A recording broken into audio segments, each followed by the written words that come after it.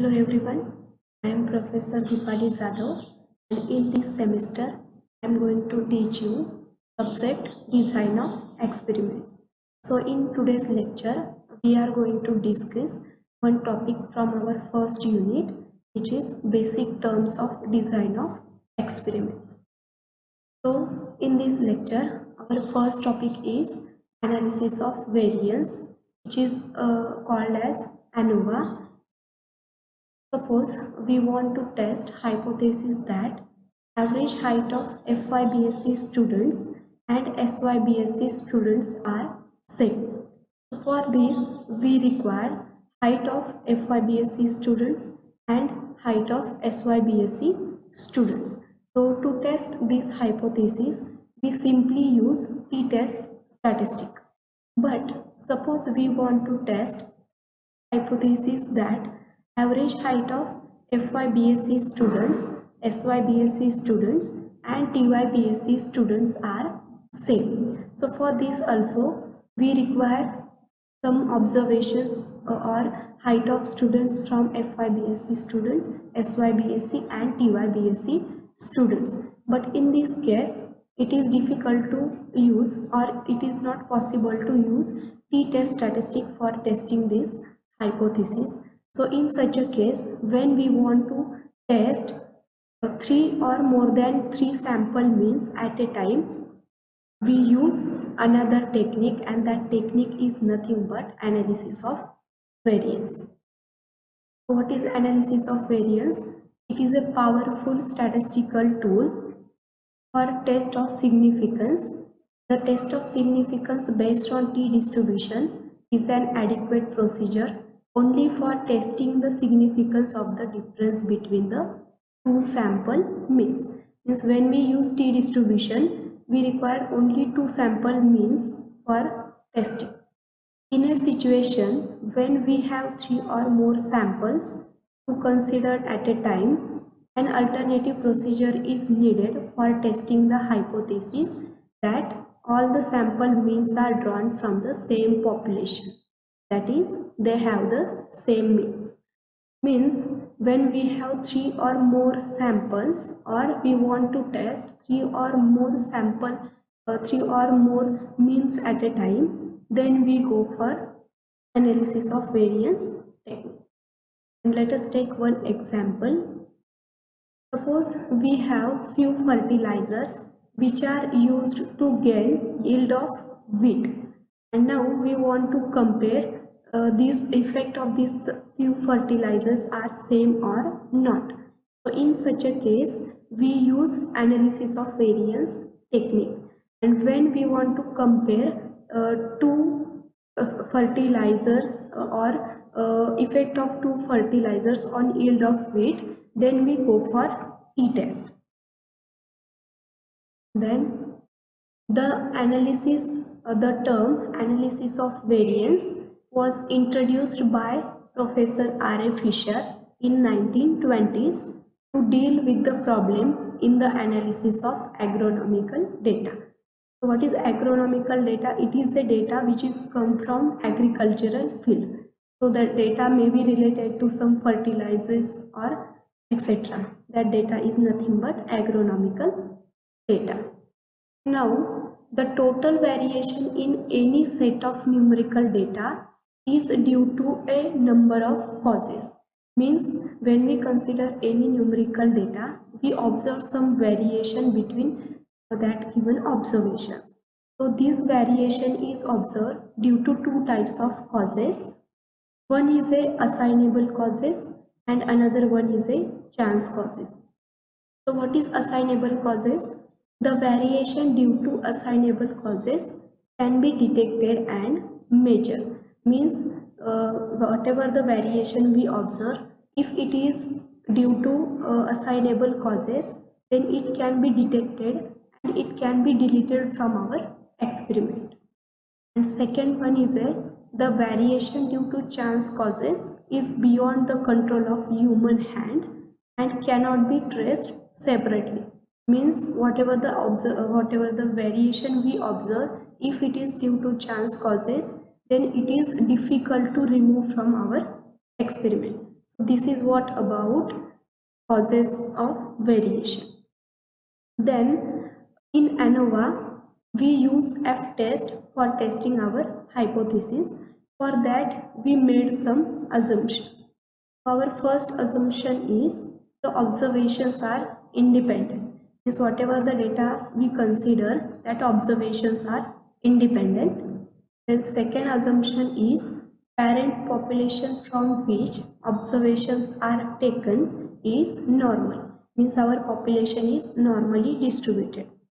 And third assumption is various treatment and environmental effects are additive in nature. So these are the three assumptions we made for F-test when we do. And now we will discuss layout of ANOVA table. So in ANOVA table, there are 5 columns. So column 1 contains sources of variation, column 2 contains sum of squares, third column contains degrees of freedom, fourth column is of mean sum of squares, and fifth column is of variance ratio. So let us discuss first column. So in first column of sources of variation, first is a treatment, second is a error, and third is a total. Then in second column, there are sum of squares. For treatment, it is denoted by ST square. Then sum of square for error, it is denoted by SE square. And third one is sum of square due to total, it is denoted by S capital T square. In column of degrees of freedom for treatment is K minus 1, where K is the number of treatments for comparison. Then degrees of freedom for error is capital N minus K, where capital N is the total number of observations. Then degrees of freedom for total is capital N minus 1. In column of mean sum of squares for treatment is denoted by MST, and it is defined as sum of square due to treatment upon its degrees of freedom K minus 1. Then mean sum of square due to error is denoted by MSE, and it is defined as sum of square due to error upon its degrees of freedom N minus K. Then in column of variance ratio, we find our F statistic value, which is denoted by capital F, and it is defined as the ratio of mean sum of square due to treatment upon mean sum of square due to error, and it follows F distribution with treatment degrees of freedom K minus 1 and error degrees of freedom capital N minus K. So with the help of this variance ratio or F statistic value, we give conclusion that if our F calculated or this capital F value is greater than critical value, then we reject H naught or we reject null hypothesis at given alpha level of significance. That is, so what is our H naught? There is no significance difference between treatment means. So if our F calculated value is greater than critical value, then we reject H naught at given alpha % level of significance. Then next one is, so there are some terminologies which are used in design of experiments. So our first term is experiment. So what is experiment? Experiment is a device, or we can say that experiment is one of the technique of getting an answer to the problem under consideration. So when we have any problem, to solve that problem, we want to conduct one small experiment. Suppose we want to find probability of getting head. So to solve this problem, we want to conduct one small experiment, that is tossing a coin. So when we toss coin once, we get either head or tail. So probability of getting head is 0.5, because there are only two outcomes, either head or tail. So probability of getting head is 0.5.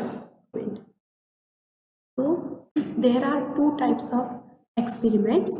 One is absolute experiment and another one is a comparative experiment. So what is absolute experiment?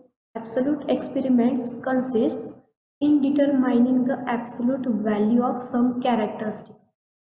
When we consider absolute experiments, we consider only a single value for that particular characteristics.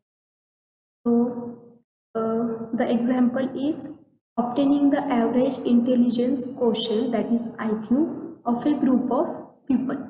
When we have a group of people and we want one single value for that, so we find average intelligent quotient for that particular group of people, and this is nothing but our absolute experiment. Second example is finding the correlation coefficient between two variables in a bivariate distribution. Suppose we have two variables and we have some observations for that, so that we find one single value of correlation coefficient for that two variables. So this type of experiments are nothing but absolute experiments. Then next one is a comparative experiment. What is comparative experiments? Comparative experiments are designed to compare the effect of two or more objects on some population characteristics. Means in comparative experiments, we compare two or more variables or objects. So let us consider one example. Suppose we want to compare some fertilizers which are used to gain yield of wheat. So for that we use comparative experiment. Or suppose we want to compare different kind of varieties of a crop or different cultivation processes, different pieces of land in a field experiment, or different diets or medicines in a dietary or medical experiments. So these are examples of comparative experiments. So next term is treatments. What is treatments? Various objects of comparison in a comparative experiments are termed as treatments. Means whatever the objects, different objects we use for comparison in our comparative experiments, that objects are nothing but treatments. So treatment may be, or when we consider any field experiment, in that experiment treatment may be different fertilizers, or treatment may be different variety of crop, or different methods of cultivations. These are the treatments. Next term is experimental unit, the smallest division of experimental material to which we apply the treatments and on which we make observations on the variable under study. What is experimental material? When we consider any field experimentation, in that we required land for experiment, then we required different treatments which we want to compare, then we required seeds or batch of seeds, etc. So these are nothing but experimental materials, and one smallest part of this experimental material is nothing but our experimental unit. The example is in field experiments, the plot of land is the experimental unit, or batch of seeds is experimental unit. Then next term is a block. So block is what? To divide whole experimental units into relatively homogeneous subgroups or strata. These strata, which are more uniform among themselves than the field as whole, are known as blocks. So when we consider any field experiment, in that our field or land is not homogeneous in nature, so that we observe error in our experiment. So to avoid that error or to reduce that error, what we do is we divide that heterogeneous area into homogeneous subgroups, or we can say that strata. That strata or subgroups are nothing but blocks, and size of each block is same.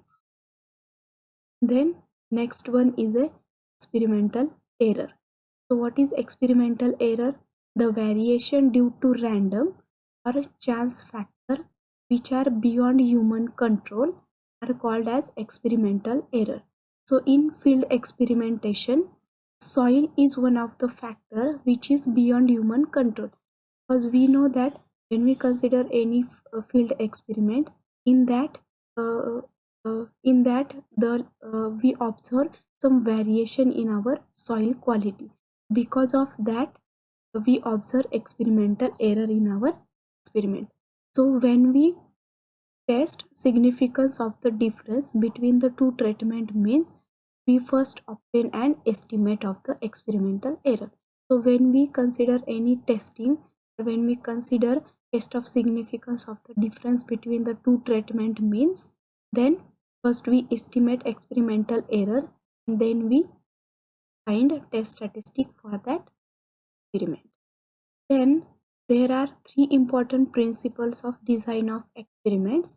One is a replication, second one is a randomization, and third one is a local control. So let us discuss first is a replication. So what is replication? Replication is nothing but repetition of treatment under investigation or under study. Means what?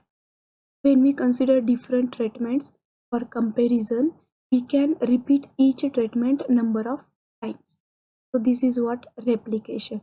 So why we use replication? Because due to replication, our experimental error get reduces. Then it helps to obtain more precise estimate of the treatment effects. And replication has an important role in increasing efficacy of the design. So when we use repetition of treatments, our design get more efficient. So this is what about replication. Then second principle is randomization. So what is randomization? Is a process of assigning the treatments to various experimental units in a purely chance manner.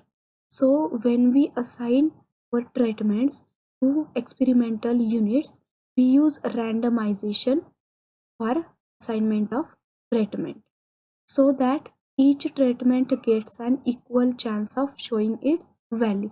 So when we use randomization, each treatment gets an equal chance of showing its value.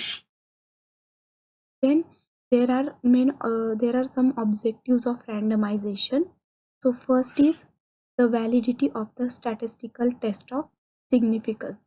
So when we consider ANOVA, in that we use F test for testing homogeneity of several means, and when we go for a pairwise comparison of treatment means, then we use T test. So hence randomization validates the statistical test of significance. Then next one is a randomization eliminates bias in any form. Suppose we consider one example that we want to collect height of TYBSc students, and suppose I select first 20 student one by one, then we observe bias. Okay, so this is nothing but bias. So when we consider randomization and suppose in our class we have 60 students, then we select sample of 20 or sample of 20 students randomly from that 60. So this is what randomization eliminates bias in any form. Then third and important principle is local control. Okay, suppose we consider any field experiment. So in field experimentation, our experimental material is heterogeneous in nature, and when we consider any land, we observe that soil has different qualities. It means soil is of good quality, or soil is of bad quality, or just okay type quality of soil. So because of that soil factor, we observe experimental error in, or we observe error in our observations. So to avoid this error due to that factor soil, we use local control. So what is local control? The process of reducing the experimental error by dividing the relatively heterogeneous experimental area into homogeneous blocks is nothing but local control. So what we do in local control, we divide our heterogeneous area into homogeneous blocks. This procedure is nothing but local control. So why local control is important? Because it reduces experimental error and it increases efficacy of the design. So this is what about three principles of design of experiment. Then next point is size of the plot. So when we divide any experimental area into number of blocks, then it is necessary to decide size of plot also. So the size of the plot depends on a number of factors such as total experimental area available, the number of treatments, the number of replications of each treatment, the crop, and so on. So we divide our experimental area into number of blocks, and after that each block is divided into number of plot. But size of this plot is completely depend on number of treatments for comparison, number of replication of each treatment or experimental area. So this is what size of the plot. Then there is a one empirical relation between size of plot and the plot variance. Plot variance. This relation is known as Fairfield-Smith's variance relation and is expressed by the equation Vx equals to V1 upon x raised to b. If we take log of this term, we get new equation, which is log of Vx equals to log of V1 minus b into log of x, where Vx is the variance of the yield per unit area from plots of size x units, and V1 is the variance among plots of size unity, and B is the regression coefficient, is a soil characteristic indicating the relationship between adjacent units. So this is what about empirical relation between the plot size and the plot variance. Then last is shape of blocks and plots. So the shape and size of the blocks will usually depend upon the shape and size of the plot. So in previous slide we have already seen that plot size is completely depend on how many number of treatments we want to compare, how many times we want to repeat each treatment, the availability of experimental area. These all factors are important to decide size of plots. So size of blocks is depend on size of plot. Then for maximum precision, the plots should be rectangular in shape. To get more accuracy in our design, we decide each plot is of rectangular in size and with their long sides parallel to direction of the fertility gradient. Fertility gradients means, suppose we consider field experimentation, in that we observe different soil qualities. So in such an experiment, soil is our fertility gradient, means we divide each block according to that soil quality. Suppose we have soil of quality, good quality, soils of okay type quality, and bad soil quality. So we divide whole experimental area into 3 blocks, means block 1 is of soil of good quality, second block is of size of okay quality, and block 3 is of size of bad quality or bad quality soil. So this is what about fertility gradient. The blocks should be arranged one after the other along the fertility gradient. Means if we consider fertility gradient in this direction, then we divide our blocks in this way, and then each block is divided into number of plots and each plot is of rectangular in shape. So this is what about our shape of blocks and plots. Thank you.